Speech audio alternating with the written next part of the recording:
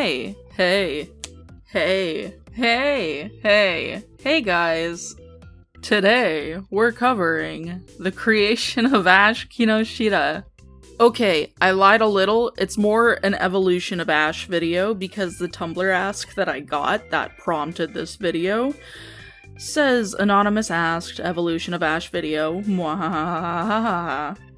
And so we're gonna go with an evolution of Ash videos. We're gonna redo the lore of Ash. We're gonna talk about Ash again. We're gonna go back into Ash. Any hoot. Ash started and got formulated in my little child brain when I must have been 9 years old, because at 9 years old I was very invested in the anime Naruto. Because at the time I hadn't known what manga was yet. I thought it was called manga, and I thought I mixed it up, I'm sorry. I thought anime was called anime. And I got really embarrassed about this. I got really embarrassed about thinking it was called anime for a while. But I was really into Naruto, so I made Ash. So, at this time, this must have been, 2007. 2007? Was I 9? No. I was, 10. So, a little earlier than 2007, Ash was a Naruto fan character and was, some runaway ninja, and essentially was a stray character who hated Sasuke. That was all they really had to their personality. It was a bunch of hatred, rage, angst, sad, angry, sad. A lot of negative emotions built into one little, at the time, girl. And once I stopped being quite so invested in Naruto and turned Ash into a standalone character, this remained. Ash kept on being angsty, sad, angry, evil, angry, sad, and upset, and with no friends for a few years, actually, and had quite a negative personality for so long. And let's be real, I was a little troubled child. I was a little angry little girl at the time. I was hitting puberty, and I was pissed off. Forgive me for my background noise as well. My cats are chasing each other, and I'm not good at editing it out because I don't listen to myself, because why would I listen to myself? I do that every day of my life. On the bright side though, Ash became a more fleshed out character around 2013, in which they were still really negative, but they turned from just pure anger and rage and sadness to manipulation and layers of those rage and anger and sadness, you know? At this time, Ash also developed a twin brother, birthed him through their forehead, and developed a backstory too. At this time, I think it had something to do with a single parent and a grandparent, which was likely very much based on my own life, even at that age. My cats are going crazy. But oh my god, I look back at Ash's original lore when I wasn't projecting onto my OCs yet, and I'm wow, single parent and grandparent raising the child who got abandoned by the parent. And I'm oh man, I get that. And so I guess from a very early time, Ash was a projection of myself in some way, but not quite a persona. And after this, Ash developed to have relationships with people. So Ash started having other OC friends and stuff. Friends like Vaylee, who was concocted around 2013, but first drawn in 2016. So now we're jumping another 3 years. I say another, but last time I lied. We jumped 5 years. Okay, so we're jumping 3 years this time to when I made Bailey, or actually drew Bailey. And he became a big figure of my character story quite early on, because he was Ash's antagonist, right off the bat when I drew him. Before that, he was more Ash's buddy, and there wasn't really any negative relationship.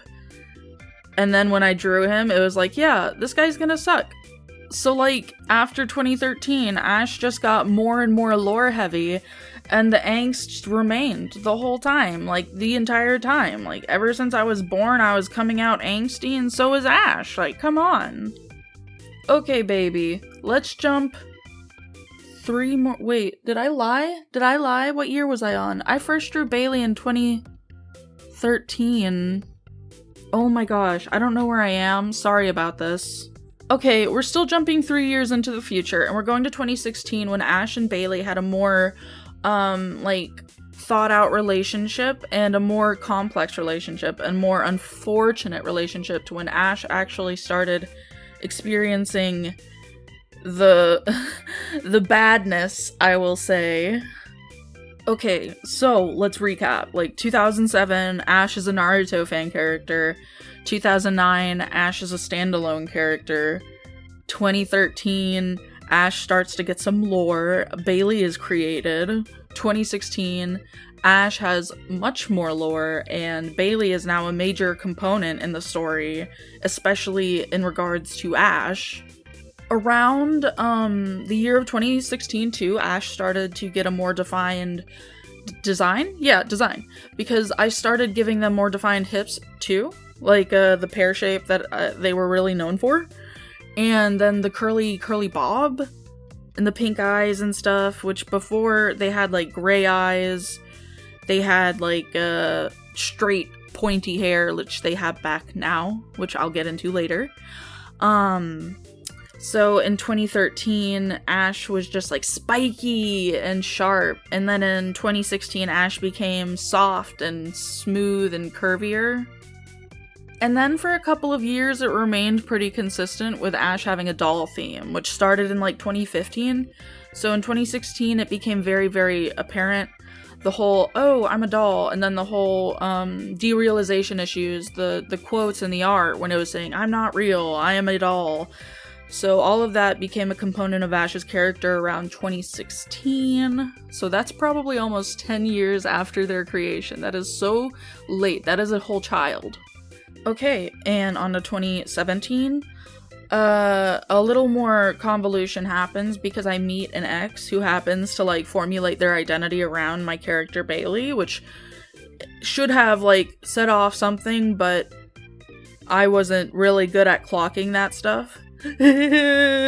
Bad noises. Let's move on. So 2018, Ash remains pretty much the same. 2019, Ash remains pretty much the same. 2020, I think, is the year that I gave Ash more defined hair horns, which are now a really defined part of their design.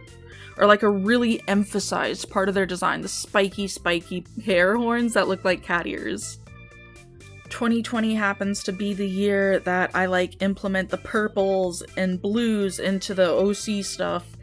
And so I also start to change some OC lore. I go through a bunch of different story iterations, and now the current one happens to be Ash working where they used to back 10 years from now, 10 years ago from today. So Ash is doing work that they do not enjoy, I guess, and Ash is unhappy and then gets exploited, essentially, by Bailey, and it turns into a spiral of pain. It's a spiral of unhappiness. It's a spiral of suck. And so it's a story, it turns into a story of how Ash is experiencing this and how they cope, and then in the end how they decide to attempt to flee from it. And that is the current iteration of Ash, so that is what will be drawn for this video. I hope you enjoy it, and thank you so much for listening, because I am disorganized as wazoo. Yahoo! Good night. Yahoo! Yahoo! Yeehaw! Yeehaw!